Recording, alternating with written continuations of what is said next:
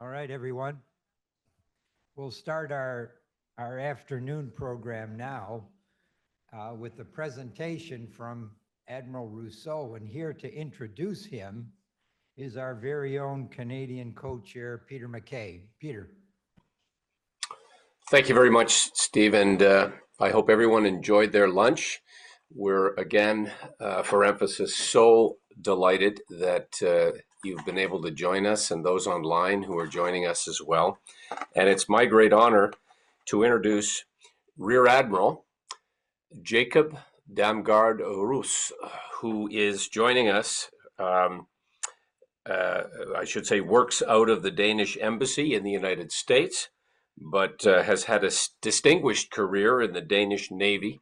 And I must say, as Minister of Defense for Canada, we very often worked with and continue to work with the Danish military around the world. But of note, in Afghanistan, where the Danish contribution was significant. And I suspect strongly that the Rear Admiral had the opportunity to work with many of those veterans, and we are certainly fortunate to have had the quality that we saw, certainly from the Danes who served alongside Canadians and other allies in NATO. So we're looking forward to his presentation here. We're hoping to have time for a few questions at the very end. But once again, Rear Admiral, thank you very much for blessing us with your presence, and the floor is yours. Well, thank you very much for those kind words. First, I will start by saying this is not my normal voice.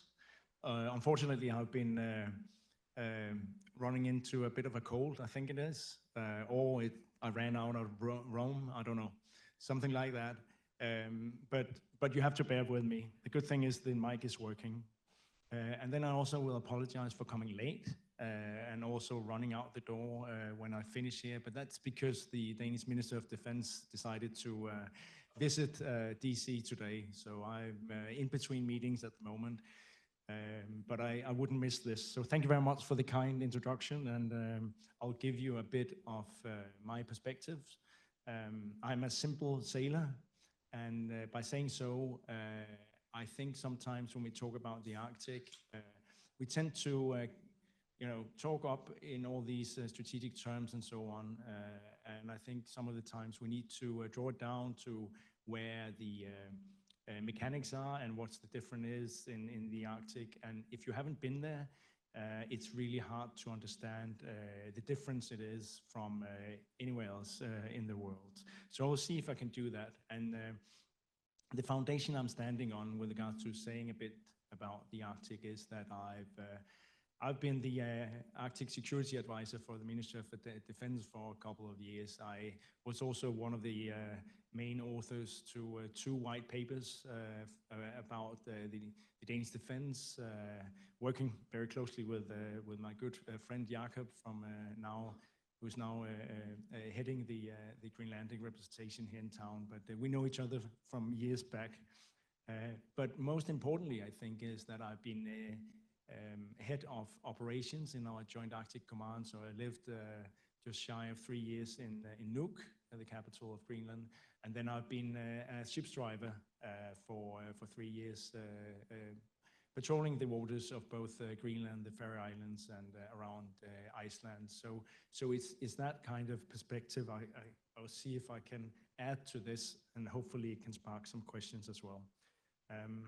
And with that, I would like to go to the next slide.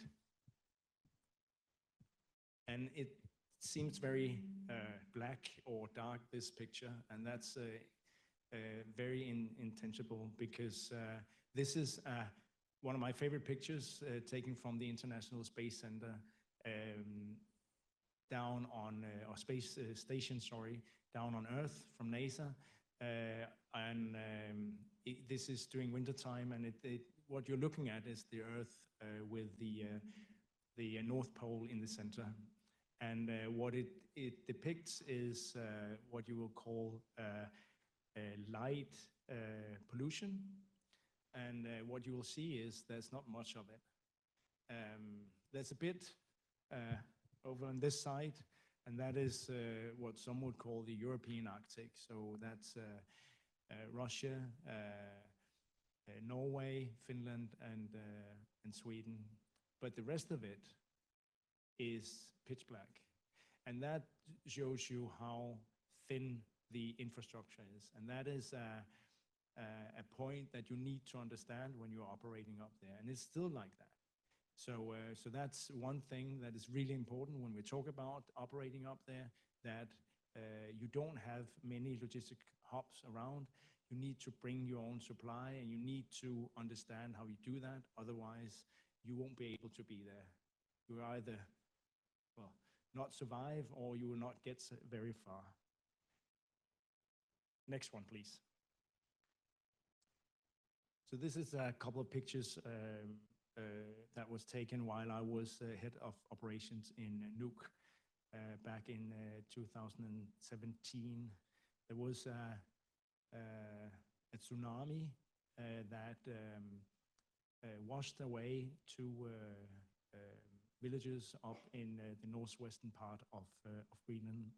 And this tsunami was caused by what you see on the right side there, which looks like a piece of soil or dirt. But if you know the size of that thing there, it's more than it's almost a mile wide and 300, so that's 600 yards high. And then the depth of it is difficult to say, but I think they estimated it was about 60 million tons of rock that went into the fjord system up there, creating a wave that was 180 feet high initially, and then it sort of pushed its way out through the fjord system. And by the time it reached the first village, that was about 30 kilometers away, so that's about 15, I guess, a bit less than 15 miles away. That took 8 minutes. It had, shrunk to only a wave of 10 meters high. But that was enough to sort of push a lot of the houses into the fjord, as you can see here. So it's just to say, so my point with showing these pictures actually, and that as an operator, the biggest threat up there is not Russian or Chinese ships all around it. It's the nature that creates these things. And you don't know what is going to happen next. These kind of operations that we have been assisting the Greenlandic government with have been, new things we needed to learn every time. So we've never been diving on houses that was sort of floating around in a fjord system looking for survivors. But that's the name of the game up there, that nature comes first, and then we have to figure out how to cope with that. And that is a very important point. Next point, and next slide, please.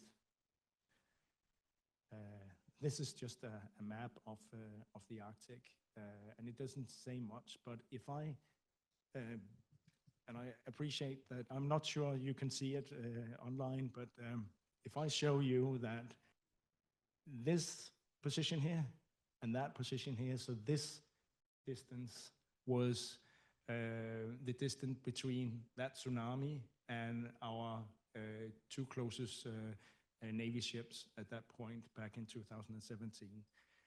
And that was very close by, because we could have been here or over here. So we were lucky we were close by. But despite that fact, we couldn't reach that place before after 23 hours. So it's just to say that it's a completely different game operating up here. And if you fall into the water, it's difficult to survive 23 hours until a ship arrives to pick you up. So it's just to say that you need to be aware of distance. That is it's a big piece of operating up there. So lack of infrastructure, nature comes first, and then the distance. And it seems easy to understand, but it's not. I've been sitting with so many uniformed colleagues that haven't been up there, that had all kinds of ideas of how to do these things, but all of the time we could sort of say, well, that doesn't work because this and that. So that is one of my main points. So the next slide, please. And that's why I think in NATO, for a lot of time, the understanding of not just counting ships, but actually say, what kind of capability is it? Is this a capability that can operate in a certain area, or is it not? That kind of next level of looking at capabilities have not been happening for a while. And we from Denmark and the Kingdom of Denmark is now pushing very hard for NATO to appreciate that these capabilities need to be appreciated, also being put into capability targets in the future. Because it's just not the same. And the picture you see here, and I do apologize with regards to our Canadian friends, but it's a picture of a Canadian frigate bailing out of a navigational exercise I was leading in the fjord system just outside Nuuk. And the commanding officer on this Canadian frigate said that he couldn't take the risk anymore, so he turned around. And if you look at the water, we would consider that as a very easy water to navigate in the Arctic from a Danish perspective. When I sail up there with my crew, I had my youngest navigation officer to be on the bridge by himself doing these things. I'm quite sure that was not the case in the Canadian frigate, and just behind that you see an American destroyer as well. That was really, I had the CEO on the radio all through that navigation exercise. So it's just to say that it takes experience to be able to operate up there as well. And I think that part is really important, that both from a NATO perspective, but also when we talk about capabilities, that we appreciate that you need the right equipment and you need the experience to operate up there. Otherwise, you will just not be very helpful. And then I think you can see the graph on the left there, and what it really shows is actually I've also met a lot of people saying, well, climate change now is changing the whole dynamics up here. The ice disappears, and it would be much easier, and we can just, everyone can operate up there. But the fact is, yeah, the general temperature rise. There's a lot of ice that is melting, but what that causes actually that the glaciers that are creating icebergs are just speeding up. So we're actually getting more ice out in the water. And to that fact, we also have much more extreme weather. So the weather systems now, because of the sort of disruption of the higher jet currents, fixes for a long time, and therefore it creates much higher seas. So I've been sailing up there in waves of 60 feet high, and I've been stuck in ice for a number of times, just to say that it's not getting easier to operate up there just because it's getting warmer. The problem is it's getting more accessible because there will be water where you can sail. And what I saw when I was the head of operations was, as soon as something opened up, you will see, I would call them perhaps amateurs, showing up with their cruise liners and so on, and say, well, we want to go here. There's not been anyone here for 100,000 years, so now we can at least tell that to our customers. And it's just to say that that is also a very problematic approach to the development in the Arctic. Next one, please. And this is one of my favorite pictures as well. I was commanding officer of this ship at that point, and we sailed it into a fjord that was covered by ice and just parked it there. And then we got our helicopter out on the side, and I tell you, 1 second after that picture was taken, everything was white. So the photographer was lucky to get that picture. But my point with this picture is actually to say, this is not an icebreaker. This is an ice-capable frigate. And I think some of the time, and we tend to simplify the discussions about what we need to be able to operate. And it's very easy to say we just need more icebreakers. It's the Arctic, there's ice up there. But as an operator, I was capable with this ship to operate, I would say, in 95% of the Arctic. And I was able to operate all the places where there was other activities. So the point is with icebreakers is that that's also a very strategic thing to have. If you want to go into the very thick ice and the very hard ice on the east coast of Greenland and on the north part of Greenland and Alaska and Canada. But that's a strategic decision to being able to be present there more than it is to be able to react to activities that would be relevant for military operations as such. So it's just to say that I think sometimes you need to appreciate that if you have an understanding of how to sail in ice, and you have a ship like this that can, on the paper, do 1 meter or 3 feet deep depth of ice, then you can actually do a lot more because you just need to be clever about it. Next one, please. And then I understand that both Stig and Jakob has been talking about that we are investing heavily in the Arctic. And we are doing that, but I think it's also important to understand what it is that we want with these investments. And it's not to have strongholds and machine guns every 200 feet around Greenland, but it's about getting a better awareness of what's going on. So the situational awareness is the most important bit. That has been really difficult before. I think technology is helping us now a lot.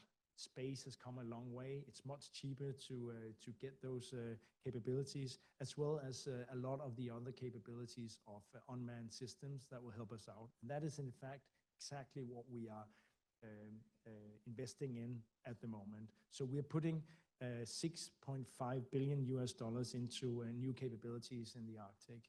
And that includes new Arctic patrol frigates like the one we saw before. We'll get new ones of them. That is a bit old now. I think it's more than 30 years old. So it needs to be replaced. Not that it cannot operate up there. It's just the cost of the maintenance of it is very high.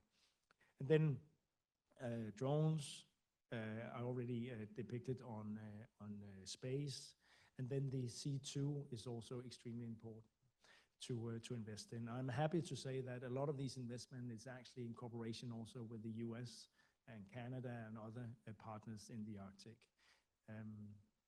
And we're doing this, of course, because we also see this threat from Russia and China that we have been talking about, and that I think this current government in the US have been very clear that that is a big issue for them. But I have to say that I think we see the activity in a different way, or at least I think it has not been very clear where all these Chinese and Russian ships are located. So perhaps I can help with that. And I think also the ambassador before me was just alluding to it. So next one.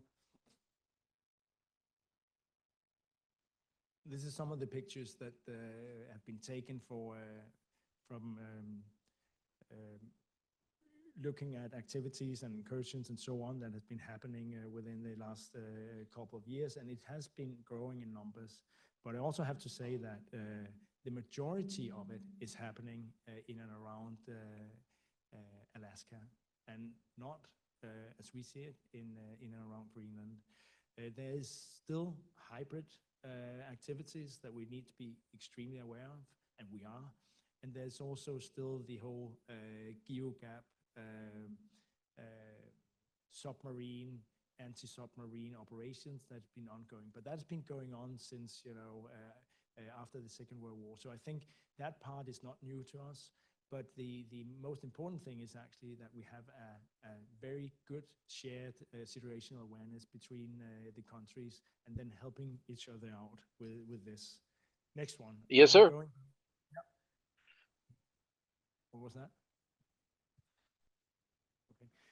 Okay. And this is just to go Okay. back to Yeah. this. Colin just mentioned this to me. Okay. Yeah, I'll be right there. There you go. Well, and this is my my last slide, but one, and that's just again to say that when we look at the activities, threat-wise, military-wise, it is much more active close to Alaska than it is close to Greenland at the moment. But that can change, and we appreciate that. And I also think it's important to understand that this area is so big that it, not even for the US, it would be feasible to be able to cover it all. So I think by default, it's important that we cooperate with our military activities and tasks up there. And that's also, in fact, what your commander of Northcom, and he's dual-hatted. He's also commanding the NORAD, has been pointing out in Congress that the cooperation piece is, in fact, a very, very important bit of it. And what we hear from the national security strategy that's not out yet, but what we understand is that that will also be a big piece of it. So we are very happy with that. We are just waiting for being able to have that discussions with our American colleagues about how we can cooperate even more. And I think Jakob also explained that these initiatives, this ramp up of Arctic capabilities, have for the first time been negotiated very closely with both Greenland and the Faroe Islands. And I think that is, for me, it's a no-brainer when you have been living up there and understand what it's all about. But I think that is a very good initiative, development that I think will continue, because one thing is that we then agree on what we're getting, but we can also see both from a Danish, the Danes, but also the Greenlandic population, they get a much better understanding of the security situation now that we have an open discussion about it than before, where it was sort of much more split between us, that we were taking care of it, and Greenland sort of just wanted to be able to be themselves and not necessarily wanted to have a big discussion about security issues and so on. That has developed for both countries significantly, and I think that is a great development. So with that, I will say thank you very much, and I hope there will be a few questions. Rear Admiral, thank you very much for that wonderful presentation. And I certainly wasn't aware, looking at your bio, that you had been involved in the presentation, the authoring of white papers with respect to the Arctic. So clearly, you have a very deep and an abiding and personal understanding of many of these issues, and as well as the fact that you're the Dean of the Foreign Defense Attaché Corps and the Chair of the Defense Attaché Association. So you're a very busy man, and we're grateful for your presence here. I also apologize on behalf of Canada that one of our ships bailed out of that exercise. I am pleased to tell you, though, Admiral, that we have been trying to remedy our future capabilities. We have a massive national shipbuilding procurement strategy underway that will see icebreakers, Arctic offshore patrol vessels, and an entire new fleet of surface combatants. So that work is well underway, as well as some of the other references you made to procurement around space, around the necessity for situational and strategic awareness with drones and subsea drones or marine drones, which, as you would be very familiar, are becoming more and more prevalent and key to future defensive capabilities. I would like to just pose two very quick questions. One pertains to whether your country has Indigenous people in uniform. Canada has a very unique regiment known as the Rangers, where we have Indigenous members of our communities serving. Not in the same capacity as our regular forces or even reserves, but they play an important role to be the eyes and ears of the North. And the second is a reference, I suppose, to something that I know has been around for some time in terms of the discussion, but never really got traction, in spite of the fact that the threat assessment has certainly gone up. There's an American and to some degree a Canadian presence in Greenland at the base in Pitifik, now known as a space base, and we Canada have alert in the high north. But whether NORAD might someday include Denmark and include Greenland in terms of the specific and very, very strategic importance of protecting the North American continent. And now, of course, with the expanded role of NATO and becoming more prevalent in the Arctic, these type of partnerships, to me, seem to be a critical enabler in our defense capabilities of the Arctic. Good questions. And the first one was about the indigenous or local people in the forces. I can say yes.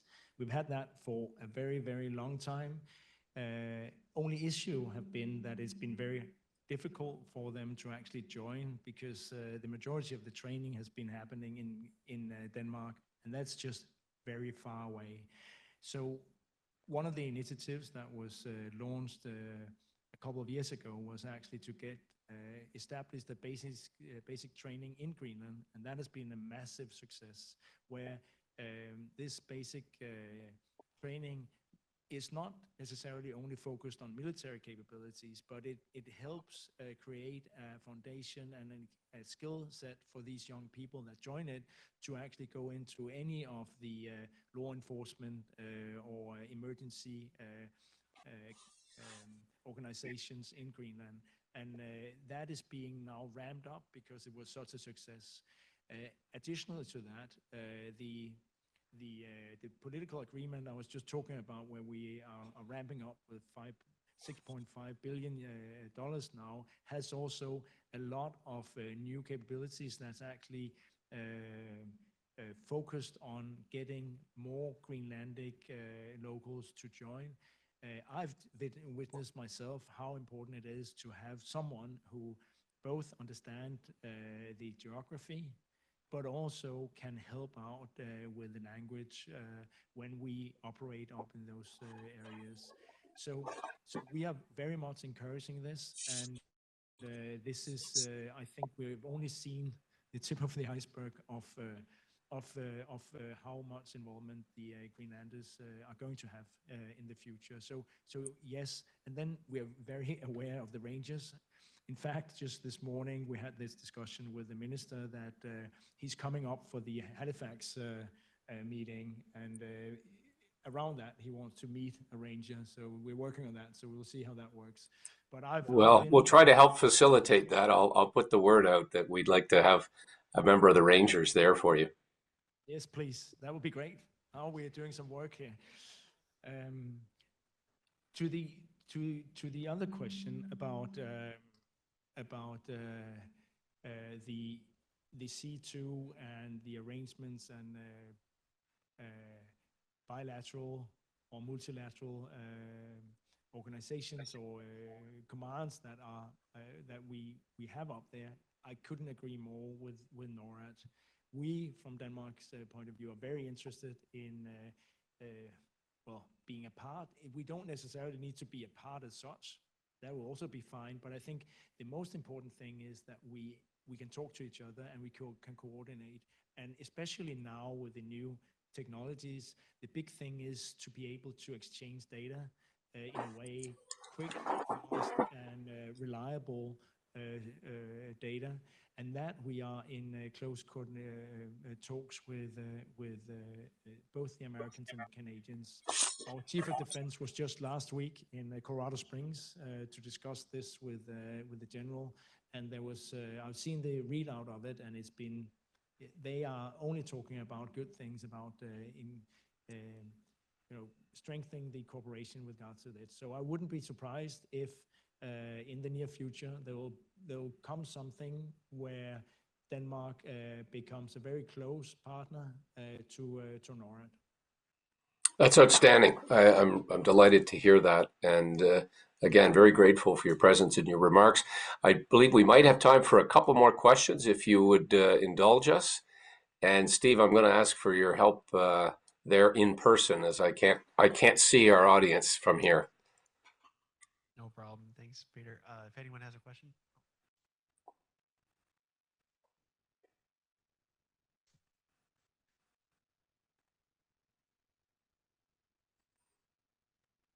Hello. Yeah, thank you very much. My name's Yash Desai. I'm a student here at Hopkins. And my question is about your time navigating waters in the Arctic. Specifically, if you could touch up about the differences between navigating in, say, first year ice, second year ice, multi-year ices, flow ice, and then icebergs. And what considerations does that have on procurement for icebergs, specifically the ice class? Since it's such a rapidly changing situation, should we be investing in these high ice class vessels when there might not be a need, if not now, in the near future? Thank you.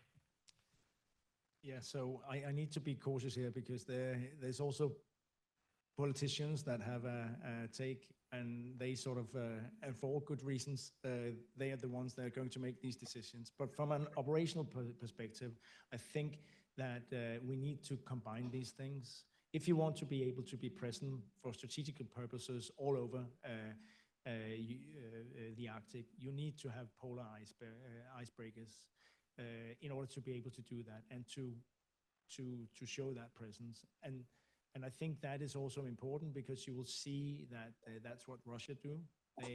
They operate in ways where they go places, and they because they're the only one there, then they act like it's they own the place. So for that purpose, I think it's important with polar icebreakers. But for carrying out defense, carrying out support to society and search and rescue and all the other things, we can come a long way with ice-capable ships. And for that, you need both, as you also alluded to, you need the ships that can do these things, but you also need the experience to do it. And one of them is to understand how to read the ice. And I think the most important thing is actually almost real-time update on the ice situation. The thing is, when you operate up there with that kind of distance, you need to make decisions that will have an impact on whatever you do weeks in front of you. So you need to understand what the ice will be at that point when you reach that part. For instance, when I was sailing from Reykjavik in Iceland, where we a lot of the time do our crew changes to Greenland. First, I need to survive going through the Denmark Strait, where you have the most. You've probably seen the movie The Perfect Storm.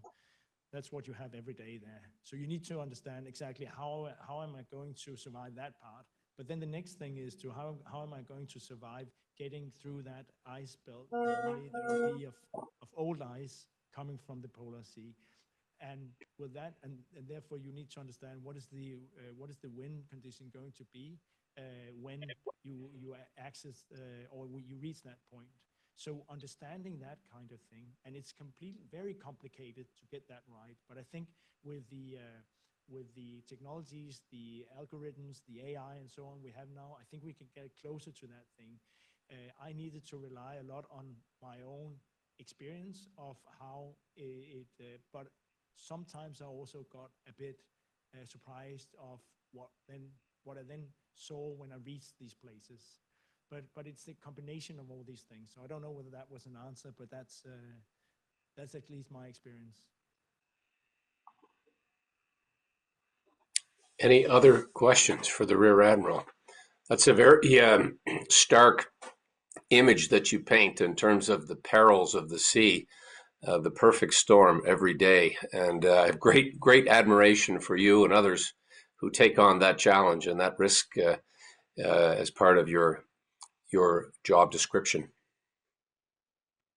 Any other questions from our audience or online? Yes. I'm John Kester. I'm a retired attorney.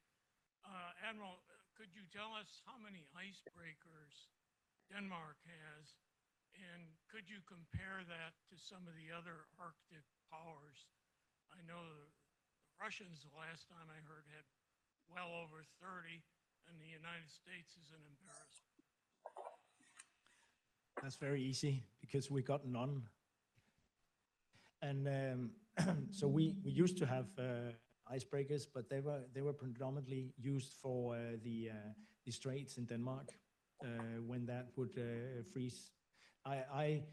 So in my young years as a young officer, I was part of the readiness for these icebreakers. So we would go every fall and we will train on them and get acquainted with the icebreakers, and then we'll leave them and then we'll be on call. I was never called out because at that point we haven't had an ice winter in Denmark. So we got rid of them. Now, it could be that that decision was a bit premature, perhaps. Not so much with regards to Greenland as such, but because one of the things that are the risk at the moment, at least when I listen to the experts that knows about currents and so on, you might have seen that the Gulf Stream and that current system is slowing down at the moment. And they think it's caused by melting fresh water from the ice cap of Greenland. Now, if that stops, the radiator that have been heating up Scandinavian through the winters will stop, and then we'll get very cold winters. So for that purpose, I think it would be great to have icebreakers in Denmark. Now, if you look up at Greenland, the question about icebreakers is also icebreakers are fine when you are sailing in ice, but as soon as you get out of the ice, and especially in waters where you have big seas, they are terrible because they are flat bottom, and therefore they're not very seaworthy in that respect. So you need to decide what you want. So we are looking into icebreaker capability. That is part of this political agreement that's just been decided a few weeks ago. Now, what that's going to be, we'll see. There might be a cooperation with ice pack countries as well, but it's for the purpose of being in the ice up there. And I appreciate that we have been looking at, we can compare with Russia with regards to numbers of icebreakers. And I've been on board your icebreaker Healy, and I agree you need new icebreakers because that is the newest one, I think, and that's not very new. I think the commandant normally joke by saying it's at least it's cyber proven, so you cannot hack it because there's no electronics on board. But I think that the point is that I think as a superpower, as the U.S., it would be very important to have polar icebreakers in order to be able to react to whatever Russia or China does. And I think we, as allies, close allies, should support that in a way. But for my task as a sailor around Greenland, it's not as necessary at the moment but it would be for the strategic purpose of showing presence where it's very difficult to get at. That was a very long answer. I think we may be, in an effort to keep things on time, ready to move to our next panel. So I would ask you all to join me in expressing our appreciation to Rear Admiral Roos, who has been here with us, very generous with his time and very articulate and informative with his answers. So thank you very much, Rear Admiral.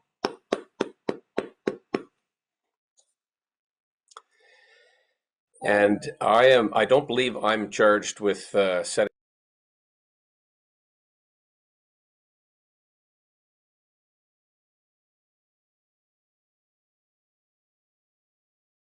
Okay, thank you, Peter, for managing those two sessions for us. Much appreciated. And thanks to Rear Admiral Roos for his remarks. So if you looked at the agenda, you would see that the next presentation was going to be from our U.S. State Department. But in light of the government shutdown, we were advised that they could not send a representative. When they found out about the conference, they did want to send a representative, but because of the shutdown, that's not going to happen. So we're going to move now to our third panel, our third and final panel, which is Economics of Greenland, Natural Resources and Critical Minerals. And Chris Sands is the moderator of this panel. Many of you probably already know Chris. Chris is a member of the executive committee of the Canada-United States Law Institute. He's also a professor at Johns Hopkins University's School of Advanced International Studies. And he also is the head of the Canada Institute, which until recently was housed at the Wilson Center. And it's now an independent organization, soon to be housed at Johns Hopkins. Chris is a well-known expert on Canada. He also has a Substack on U.S.-Canada relations. He's testified in both the U.S. Congress and the Canadian Parliament. And he's a regular commentator on issues of importance to U.S.-Canada relationships.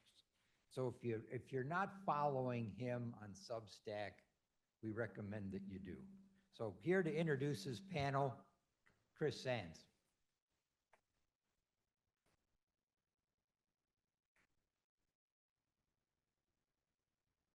All right, thank you, everybody. It's good to see you. We have two panelists today for this panel, one of whom will appear online.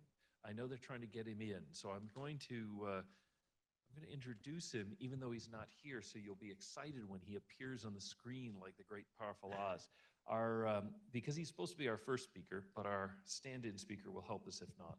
Our first speaker is Jürgen Holm, who is Deputy Minister, which he assures me is more like an Assistant Secretary, American style, of Greenland's Ministry of Business, Mineral Resources, Energy, Justice, and Gender Equality. He is a very busy guy. He has a lot to cover. And we're really glad to have him beaming in from Greenland for us. I have to say to the organizers, the level of Greenland voice here has been really impressive. And you'll really like Jürgen as well. Sitting next to me, though, is our stand-in, the guy who, as we always say, you know, showing up is so important, that he's here no matter what to talk to us. Per Vestergaard Pedersen is a partner at DLA Piper, based in Copenhagen. He is a lawyer. We won't hold that against you, not here. And he's an advisor to the Greenland government on minerals, oil and gas, hydropower, business, and environmental issues. So he's worked quite the gamut. I discovered on our introductory call that he gets along very well with Jürgen. I actually thought you two had a great chemistry, so you may even be able to anticipate some of Jürgen's remarks, but I'm going to turn to you to maybe set the stage for people who really don't know or are learning at this conference about Greenland-Denmark relations and how some of these issues from business, critical minerals, hydropower, energy, all of those are viewed. Perhaps you could give us an opener, and we'll hopefully get your colleague shortly. Yes, thank you for the presentation, and thank you for being invited here for this event. I'm very happy to be able to be here and to discuss these matters with you. Thank you for the Canada-US Law Institute for inviting me and for all you to be here. We will, I think we have agreed in advance that when Jan comes on, hopefully soon, then he will make a presentation, and after that I will provide some other comments. But since he's not here now, I think I will, and I do not know what exactly he's going to say. So I think we will, because this is technical matters, so I think that you will have to bear with me, and I will, as you suggest. And no spoilers. No spoilers. Doesn't know what he's going to say. Yeah. So I will just give a general presentation of something that I think that he might not specifically talk about. And then I can also cover what he is to talk about if he doesn't show up eventually. But we really hope that he do. Good to see you all. Just a little jump back. The mineral and natural resources areas are areas in which Greenland now can make decisions of its own. It is called, they can take over areas, assume areas of responsibility in the cooperation with Denmark. First, in 1978, Greenland got what is called home rule. That meant that they could act as a government in certain matters, in certain areas, and they could also make acts of law in certain areas. They had a Greenland parliament and a Greenland government. And then that was further developed in 2009, when there was a self-government act that was made, a Danish act, that set out how Greenland can make its own decisions and have its own powers, legislative powers and executive powers within areas it has taken over or has been transferred to Greenland. In reality now, it is most areas that have to do with everyday Greenland life, both for people and society and social matters, also business matters and natural resources. That is, of course, very important for Greenland. One of the most important natural resource areas is fishing and the fishing industry. I'm not going to speak about that today. I don't know that much about it more than in general. But today, instead, we're going to speak more about other natural resources. So it's not fishing and fishing area sector, but it is minerals and mining, and then a little bit about hydropower as well. And I'm going to give a little historical overview about oil and gas, because I've heard that have been mentioned today as well. So I will just make a few comments on that. But first then, in 2009, the Self-Government Act was made, and that means that Greenland had, you can say, a modern version of an act that set out that it can make acts of law with the Greenland Parliament, then it can act as a government with the Greenland government. It can, in principle, also take over the judiciary and have Greenland courts, except for the Danish Supreme Court. It has not done so. And then there's a list of certain other areas that it can take over. It has not done so, because if they do so, it have to take on responsibility for doing everything as a parliament and as a government in those areas which they take over. So, for instance, the courts, it will be a huge system to run, and also there will be cost involved. If it takes over an area of law, then it will also have to cover the costs. So there is a cooperation between Denmark and Greenland now, where Greenland has many areas and they pay for them themselves, and then they are paid an annual grant or sum of funds that they can use to support part of their society. And then if they want to take over certain more areas, then they have to finance that. There has now been opening in the discussions between Denmark and Greenland, in particular this year, for many reasons, but then there's been an opening that they might be able to take over certain areas without payment or without full payment, so Denmark will support them. That is not actually in the Self-Government Act, but that is an opening to, you can say, an even better cooperation between Denmark and Greenland. And then you can say in 2009, it was decided to take over one area that was the first area that was taken over, and that was the area of oil and gas and mineral resources. So that is where it all started. Before that, Greenland had it has been the authority for the mineral resources area together with Denmark, but the practical day-to-day authority was Greenland authority, and then there was a Danish authority as well. But then since 1st of January 2010, they took it over, and then they made a Greenland Mineral Resources Act, and then they started to act as a government. And they have done so since then. They made an act then, and then they have made new acts recently. There is a mining act, and there's some other for local mining that is in place now, and they act as a government, and they have authorities. And oil and gas, I just would like to mention that. When they took over the area, then the oil and gas area were also taken over, and there was a lot of exploration. And as has been mentioned, I think earlier today, there is probably not certainty, but there's probability that there might be a huge resources of oil and gas in the areas around Greenland. It's not certain, but it is a possibility. The US Geological Survey has surveyed it, and also the Danish and Greenland Geological Survey has made assessments, and commercial companies like some of the largest US and internationally based. So there is oil and gas, but Greenland has decided recently that it can be a problem in relation to environmental matters and other matters. So they have decided not to continue to have oil and gas activities in Greenland offshore. Of course, that is theoretically a possibility still, but politically it has been decided now, and I think there's general agreement in Greenland that oil and gas activities, or in particular offshore oil and gas activities, shall not be performed anymore. There are increased risks there because there is, icebergs and ice and other very heavy challenges that makes it more risky to perform oil and gas activities. So you are welcome to ask me questions today about oil and gas. I will not speak so much about it. It's mostly for historical interest, but there was quite some activities for many years. So what is left now is minerals and mining, and also hydropower. There's a lot of water from the melting ice sheet that runs out every day, and it is not actually exploited. And it can be exploited, and there can also be other activities. Is Jørn there now? Yes, I will say that was just a little warm-up. Now the real show. I'm just the warm-up guy. Now comes the real star. Welcome, Jørn. I will start now. Thank you. Jan, welcome. We're very glad to have you. We started a smidgen early, so we're glad that you were able to join.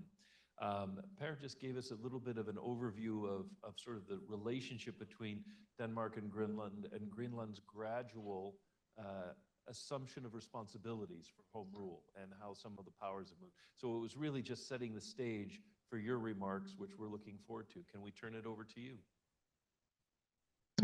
Yes, and thank you very much. Can you hear what I'm saying? Good. I'm sorry I'm late. I would like to try to share a PowerPoint.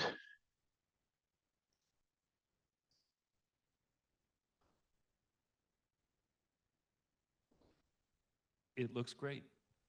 It's visible here. Well done. Good. My computer is working. Looks good. Just a second.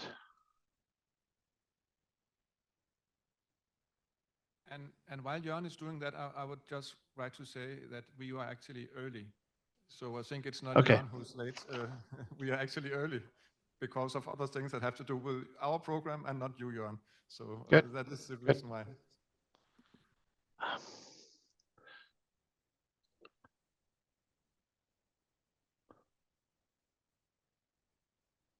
Just a second, my computer is working. It is not so fast as it's usually.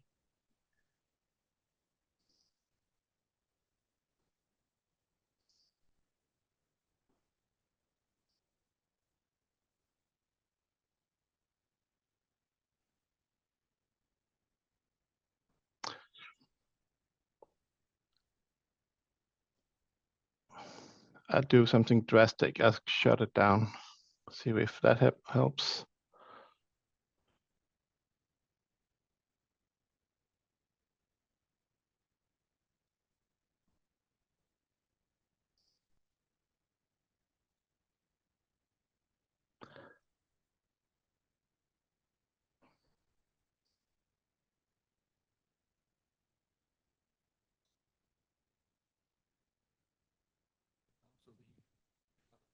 Sure.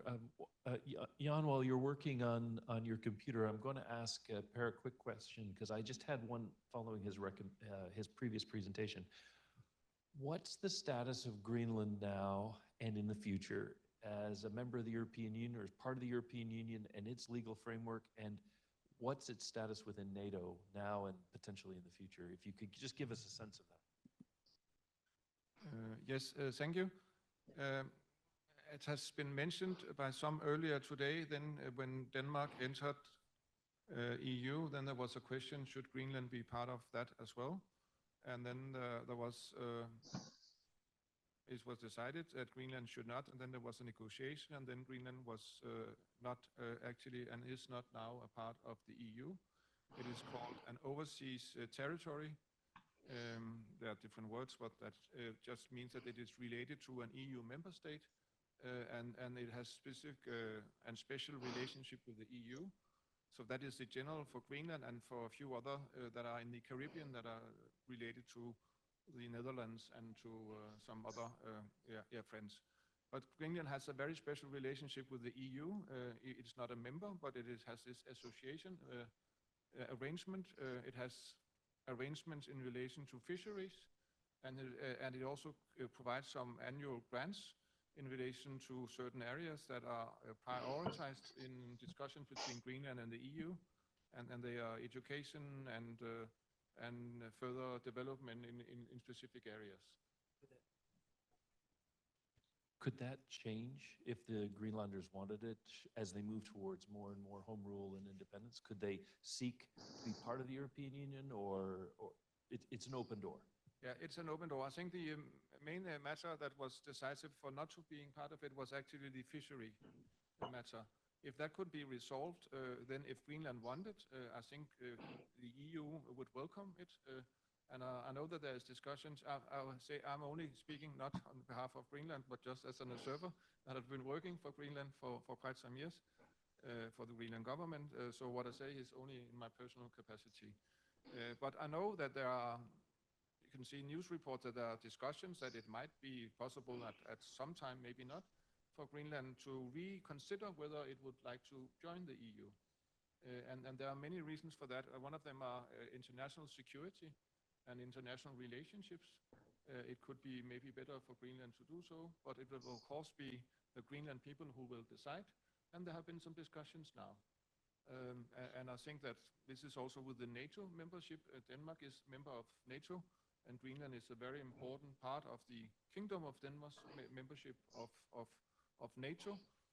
And I think that is also part of the protection of the kingdom and of Greenland.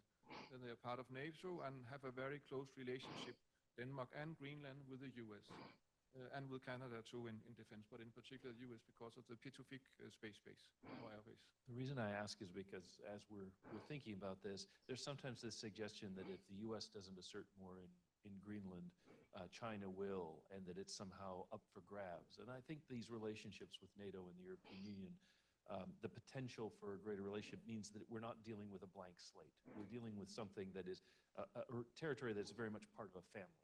It is part of a family, it's part of the NATO family, and there's a very close, in addition to the NATO cooperation, there's specific cooperation between the Kingdom of Denmark and Greenland on the one side and the US on the other side. It is based on agreements that has been made since the Second World War, after the war.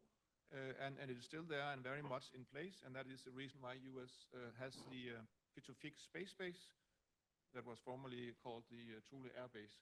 And the US already now has the right, actually in agreement with Greenland and Denmark, to build any bases that they would like to, basically, and do any kind of military activities that they would like to do.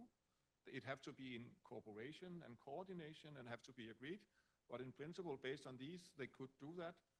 So there's not any really need to change anything. There's a need to discuss if they would like to have, like, let's say, ports for seagoing ships or whatever they would like to have more. They would have to agree with Greenland and Denmark, and I cannot say what they would say, but in principle, the framework is there. That has been there for many years, and there used to be more military installations in Greenland than there is now. US had decided to scale down because probably they thought it was not necessary to have it.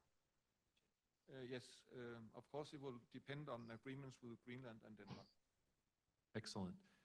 Jan, are you ready to take off? I hope. Excellent. Good. Sorry about the delay, and sorry about the technical issues. Good afternoon. My name is Jan Hammerkenholm. I'm the Deputy Minister for a permanent secretary for a ministry with a lot of responsibilities. Among those are business, mineral resources, energy, justice, and gender equality. So we have a lot of different areas, and as usual, we work very hard and very fast. But my best my best topic is actually the mineral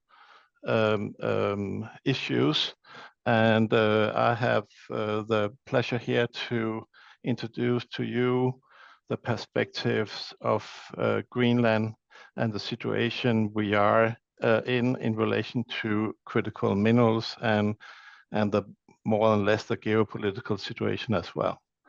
Here's an overview of what I would like to introduce to you. I would just move on pretty fast because I have only 15 minutes. I think that everybody knows that there have been a lot of writing and a lot of international and especially political attention about the access for minerals for green transition, but also access for military use, minerals for military use, and that is minerals that we call critical raw materials. It is minerals that are very important in our production here in the Western atmosphere for cars and for military use and so forth. When it comes to critical minerals, different countries has different lists with what they think are important and what they think are critical for their use. United States have one, and EU have another. Great Britain have a third. I think Canada have a fourth, and so on. But the main thing here from our side is that most of them are similar, and also it is important that to show that we in Greenland have the possibility to support the demand of these minerals. We have 40 out of 50 when it comes to the list from the United States. We have 2/3 from the EU list. So actually here in Greenland, we have the potential to deliver to the demand that is needed, or someone think that is needed. I also know that critical minerals were used to have a name like rare earth minerals, but I think almost everybody now know that they are not rare, and so it's not a competition of where the minerals are. I think it's more a competition about the access or the quantity of the minerals and how easy and how cheap it is. So if you go back to Greenland and try to explain to you what the challenges is for Greenland or the opportunities, then I usually show you this map. The map is almost telling you everything because it is the world's largest island in the world, but there are some challenges. One of them is the coastline. The coastline is very long, and the cities are mainly at the west coast. There are no connections between the cities. The only way where we can move around is with boat, ships, helicopter, or planes. So no railroads, ways, and no roads between the cities. That is creating some logistic challenges when you are trying to develop projects in Greenland. One thing that is good is that we have very good fjord systems along the west coast and the east coast as well. So it is very easy to ship out the iron, the ore, if that is needed. Another issue is that we are only 57,000 residents in Greenland. We know that we cannot support a larger development in Greenland. We have a very low unemployment, so specialists and larger quantities of a labor force is needed to be imported. But we do not see it is as a problem. Many of the sites and the projects are in the middle of nowhere. So actually they will not be part of the normal life of the civilization. So as long as they pay the tax that they need to, then we are okay that we are importing the workforce. Then of course we have the Arctic climate. It is a challenge, but it is doable and it can be handled. We have examples in Alaska and in Canada where there are mining sites far away from civilization. They can handle it. It's just a matter of planning and logistic. Then I will move on.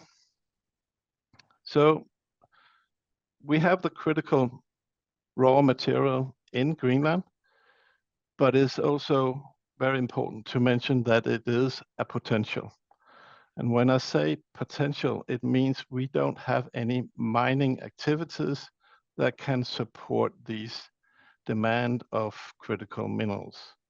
So if anyone wants to have a part of the minerals that we have or wants to develop any projects, they need to develop it from scratch more than less. And that is also, so what we have experienced the last 3-5 years is that the politicians, they think that in Greenland, we have everything in place. They can just come to Greenland, pick it down like an apple and from an apple tree, and then they have the minerals. That is not the case and it is far from the reality. So if anyone wants to come to Greenland and wants to develop these potentials that we have, they need to do a hard work on exploration, and finally, at the end, hopefully they want to make some exploitation. This takes years. There is a report from EU where they have estimated how long time it will take to develop a project from exploration till a mining situation. It will take about 17 years. And that is in Europe. And in Greenland, you have a season of 3, 4, 5, 6 months if you're lucky. It all depends on where you are. So it will take a longer time. So that is one of the challenges as well.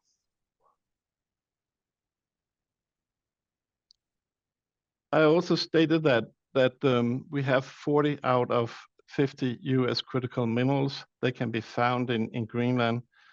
And then it is important also to look at how has United States been interested in Greenland in the past. And I have to say it is a minimum. At the moment, we have 2 corporations that are involved in activities in Greenland, and 2 out of, I think we have about 80 exploration companies in Greenland. So it's not much, and it's not because we have squeezed them out. No, we simply don't know why they're here, why they're not here in a bigger number. If you look at Canada, I will show you on a slide a little bit later. They are about, I can find it here. They're about 14. So Canada is one of the good guys, and we have had a very good cooperation with Canada in the past and doing a lot of many years. It is mainly on a level, on corporation level. It's not where we go in by government to government and try to have some corporations. It's more on commercial basis. So in that way, Canada is one of our big how to say, influencers in Greenland when it comes to exploration. It is also where we go out and have promotion, where we go in and traveling around to try to be more attractive. Then I go back with some slides. Just to mention, we have had mining activities since the 18th century. So it is not new. And if you are moving around or talking to people along the coast, everybody have had some family relations that have been working on a mining site and earned a lot of money and have a lot of stories about what they did and not did. So it's not strange for Greenlanders that there might be some activities. So what I'm trying to tell is that the people in Greenland are pro mining. The only thing that are not pro is mining for uranium, but that is only some minor story. But the overall picture is that mining is okay.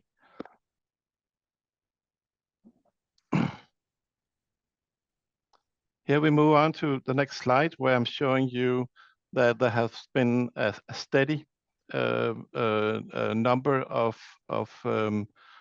prospecting, exploration, and exploitation licensing the last 10 years at least. This is what we think could be a lot bigger. We are all the time working on how to attract Greenland as an exploration country. And so we also think there are room for more exploration in Greenland. The situation is that the west coast from Nuuk and down, the Nuuk is the red star almost in the middle, and down, that area is covered by good data. The rest of Greenland is covered by data. We know what is on the surface, but we don't know what is in the subsoil. So if we want to extend and be more attractive, we need to have more data done in the rest of Greenland. It is very, very expensive. And that is something that we're working on together with partners like EU and others.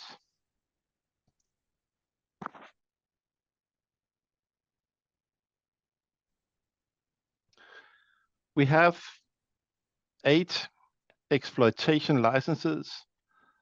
There's 2 that is active. One is a gold mine, and the other is a mine that are having an andesite. An andesite is a mineral that is used for many things, among aluminium and toothpaste and so on. The rest are in a position where some of them are looking for finance. They are in a situation where they have all the permit in place, but they need to simply have finance, have investment in place, so they can build the mine and start producing. And some of them, there are a couple of them that are retiring due to they were not able to fulfill their applications, or they're getting money and then they're running out of time. This is an overview of the projects where there are involved some of these minerals that are important for the rest of the world. So we do have projects that are in line or in a process. So that's good. So it's not a start from scratch, but there's some time to run off. Then I would like to show you one of the geopolitical, how to say, challenges that we have when it's dealing with the critical minerals. Everybody knows that China is producing more than 70, 80, 90% of these minerals. And they are in a situation they can just cut down their deliveries. They can just or set up the price if they want, or they can cut down the price so it will not be feasible for any development in the Western to start producing or exploration in these areas. So China is a very important game player in this picture.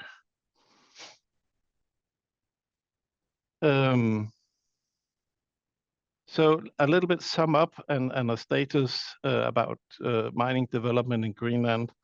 The harsh environment, lack of infrastructure, high operational cost can be a challenge, but it is manageable. There are some of these projects that we have in line, they need further investment. It is difficult with the market for example, private funds and so on. It is difficult to raise money for these projects, not only in Greenland, but in the rest of the world. And therefore, we might see a need for governments around the world to go in and support some of these developments. There's also a need of securing the economy for these projects. It's not enough just to give them investment or money, but it's also a need to have an economy that is how to say, make a profit, because then so there is a need to have a steady private price market, a price guarantee in place, so the operations will not turn down after a year or two. Then this is the final slide. We have a potential in Greenland.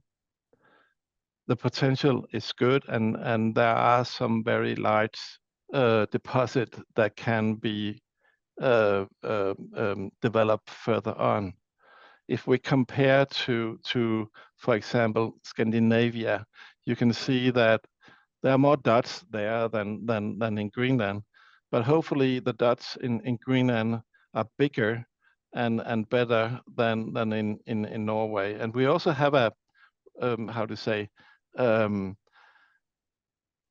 it is easier to develop projects in Greenland. When it comes to Scandinavia, maybe also in Europe and also in United States, there are always neighbors and NGOs and other people that are against development of these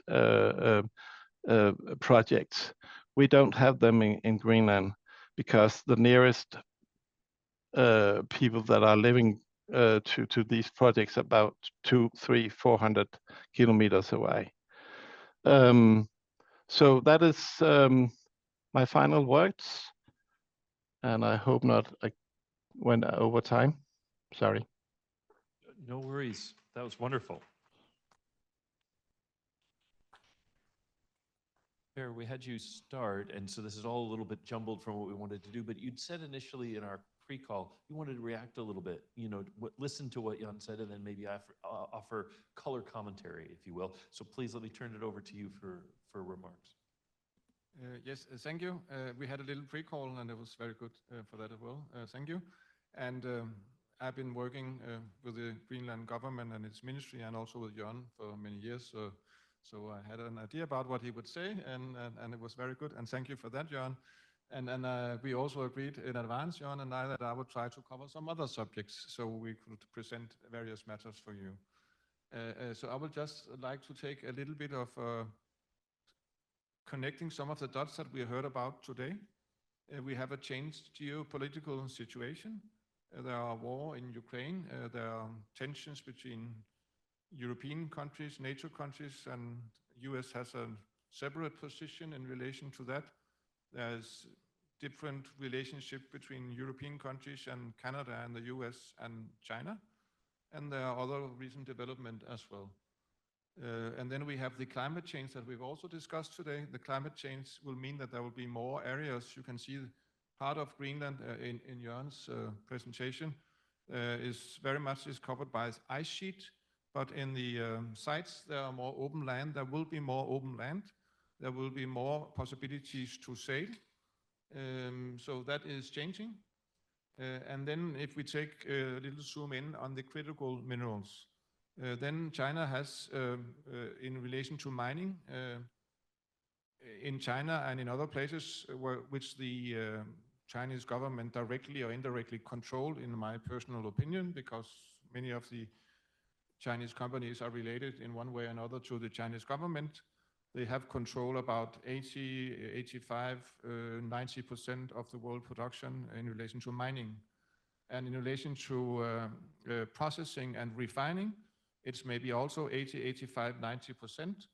And we need all these minerals, as Jørgen mentioned, to produce a lot of advanced things and ordinary things in our society, all electronic things and all things that have to do with renewable energy and cars, and also a lot of things that we need for defense and telecommunication. We need that. And of course, it is, I think, I've thought that for 10 years or 20 years, maybe it is a problem that we are only sourcing for one country. And then what had that country acted? It had acted like a monopolist. It is a very good monopolist through the state, and it's all state actors. So that means they can actually control supply and demand and price setting.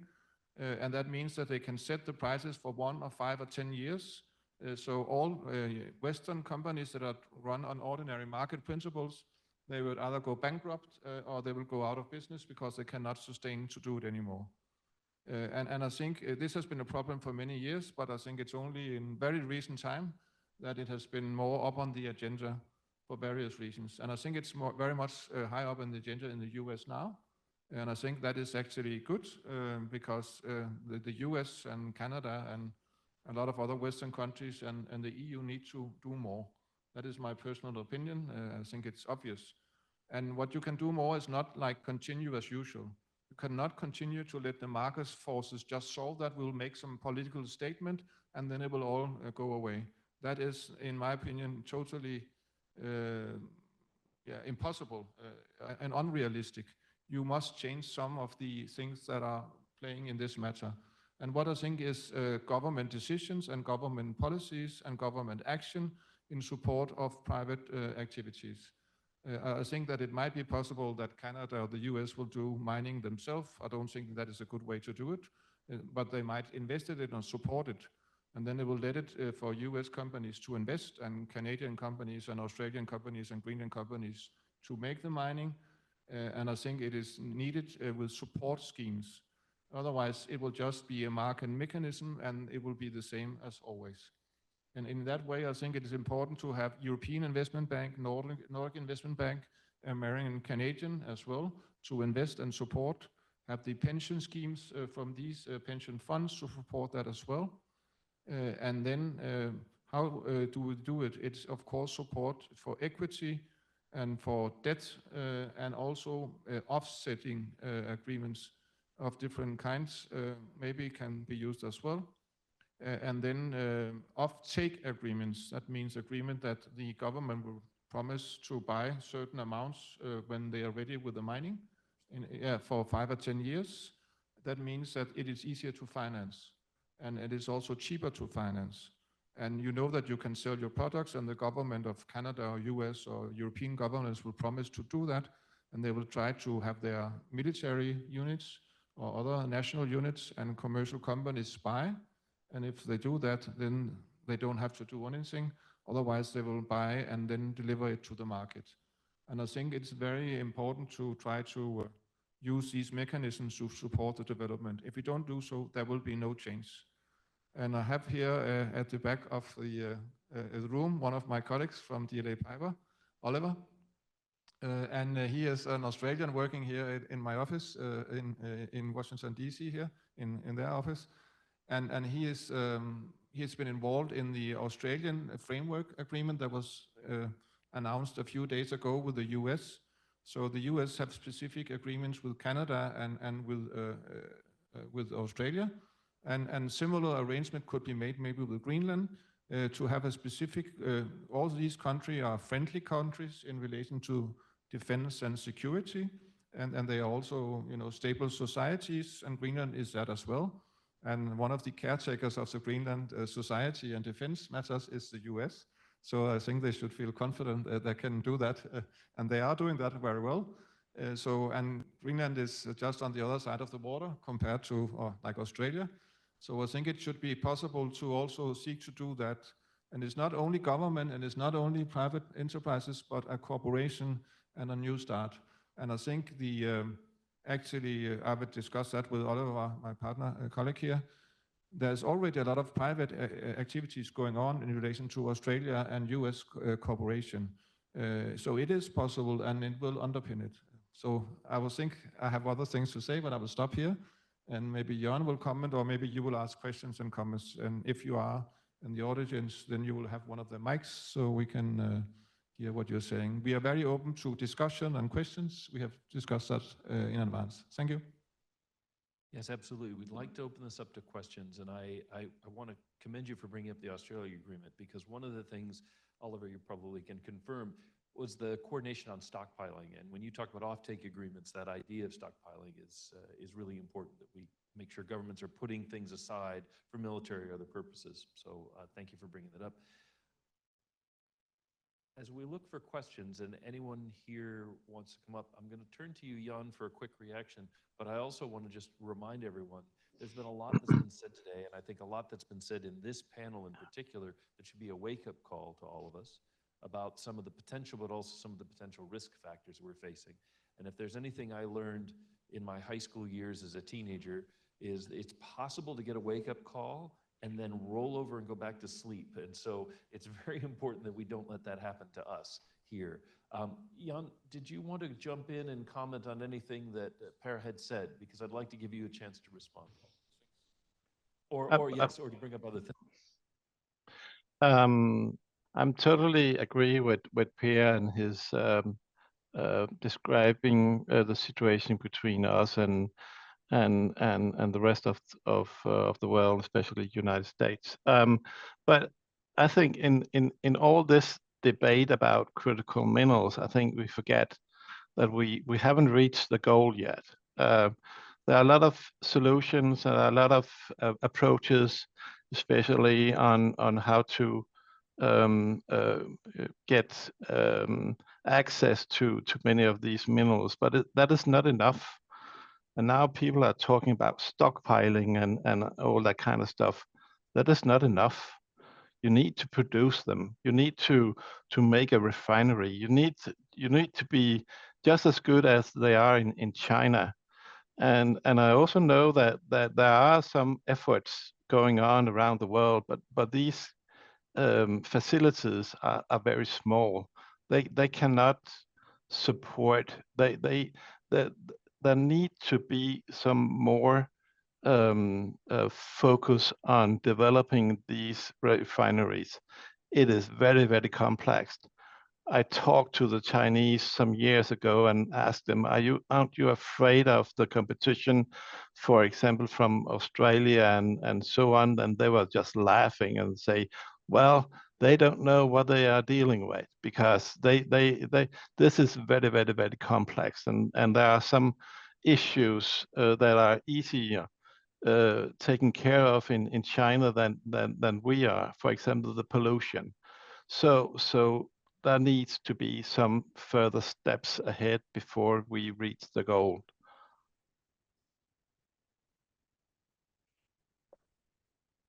Excellent. Yeah, Per wants to do a follow-up here. Yes, just a follow-up. I totally agree with John, what he said. And I think it has to start with the mining, and it takes a while. It maybe can be done. I think if you really are investing a lot and are willing, you can be done faster than 17 years. That is probably an average of different kind. And one of the advantages of Greenland is that there are no neighbors. I would say that the Greenland legislation is in place, and I think it's very good, and it's also very balanced. It is there, and the licensing system is there. It's ready to be used. And there's not so many neighbors where you have to fit in a lot of things, so it can actually be done faster, in my opinion. But it will take some years before from you decide to do the mining until you have production. And when the production has come out, we must build up refining and processing capacity in the Western world, in the US and Canada, and in Europe. And that is very, very important. And you should not wait 5 or 10 years. You should start now. And it cannot work, I think, in my opinion, only by market forces again. There have to be cooperations between the governments, as there are in other areas as well. They have to understand this is defense and security and how we run our society. In the end, we need this for running our society, for doing what we would like to do. And therefore, we have to cooperate. We cannot just leave it for private businesses. And there must be support schemes as well, I think, also for research and development, and test production, and then real production in real production facilities. Thank you. Excellent. Jan, I'm going to steer this question to you myself, if that's all right, which is, on the one hand, no neighbors is an advantage. On the other hand, what does it mean for workforce? If we are talking about mining investments and other investments, how's the quality and the quantity of workers potentially, and what's the attitude about bringing workers in from off Greenland to take part in projects to develop some of these resources? Yeah, we are only 57,000 inhabitants in Greenland, and the employment rate are very high. So we know that if we are building a mine with 500 people on site, there will only be a few that are locals, and well, we know that, and we accept it, and as long as they pay their tax. And as long as they're not invading a village or a city, then I think we can handle it, and we will also use it. So that's not a, and of course we will try to build in some instruments to at least try to develop the few local people that are interested and have the right skills, and let them be incorporated in the activity as much as possible. But they will not reach 50, 60, 100% local people. Excellent. Are there any questions from the floor? Yes, we have a question from the floor here. It'll take a second to get the microphone to the person, but bear with us. Hello. Yeah, thank you for the talk. My question, it's a two-parter. One is I'm referencing this study from the Oxford Institute on Energy Studies, and it speaks about critical minerals in the Arctic. And it says that it's not an insignificant number, but it's nowhere close to the global requirement or even being a credible substitute for China. It talks about Greenland and saying that there's 1.6% of global rare earth minerals in Greenland. So how do you see the nature of mining being in Greenland, because there's a high upfront cost and also not a whole lot of reserves? And my second question is, can you speak a little bit about this recent Jameson field, the oil fields in eastern Greenland, and the deal with the Texas Greenland Energy Company? I think the question was for me. I do actually not. I haven't read the Oxford report, and when it comes from Oxford, then they're supposed to be of high quality and evidence around it. But I do not agree about it. We have two of the largest deposit in the south of Greenland in the world. Also outside, so I think the possibilities in Greenland are not proven yet. And I think that there are some options and there are some good possibilities in Greenland to be bigger and be more supportive of the world's demand, actually. That was the first question. The second question about Jameson Land. There is a moratorium of exploration and exploitation of oil in Greenland, and that was put in place in 2021, I think. But there were some old licenses in place, and we were not able to close these licenses away. They have been developing very, very, very slow, but now they seems to have a possibility to move on in their exploration. They are not allowed to do the exploration as they want to because they need to have a lot of permitting in place. So it will take years to move ahead, and the company are pretty small in this scale, but yeah, but there's no they will be allowed to do their exploration and exploitation if they find anything. Thank you. Excellent. We have one more comment in the back from our DLA Piper colleague from Australia. Thank you. And I have an Australian accent, but I'm based here in DC.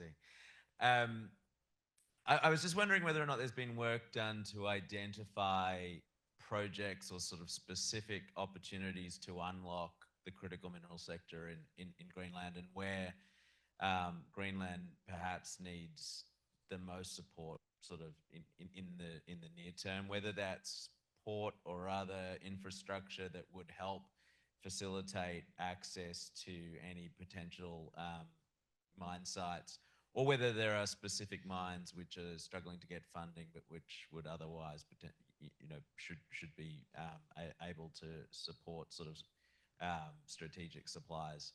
Has that work been done, or is that something that Greenland should explore doing, whether together with the US, Canada, and other allies?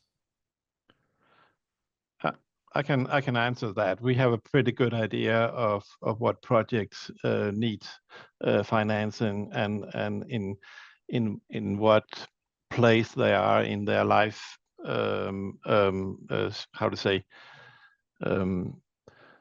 So we have a very good idea where the projects that we have, what they need, and we're also supporting them getting ahead with their needs. And most of it is, of course, some of the big project, it is financing in different ways. So that is something we're working on together, mainly with EU. But so we're pretty much aware. What was the other question? I forgot that. Oh yeah, now I remember. Were there other areas or where someone from abroad can be more supportive for us to be developed as a critical mining nation? That was what I heard, and I can say yes. We have a when you talk to geologists and exploration managers, data is the most important thing in this business. And I showed you, and I told you when during my presentation that 60% of Greenland is not covered by decent data. So we know what is on the surface, but we don't know what's beneath in the subsoil, and that is where the gold are. So we need projects that can open up this box. It is very expensive, but that is what Greenland needs to be more developed and to reach out to bigger exploration companies. And by saying that, that is because we have been traveling around the world, talked to most of the of the major exploration and mining companies, and they all say they know Greenland, they're following in it, they can see there is a potential, but they need more data.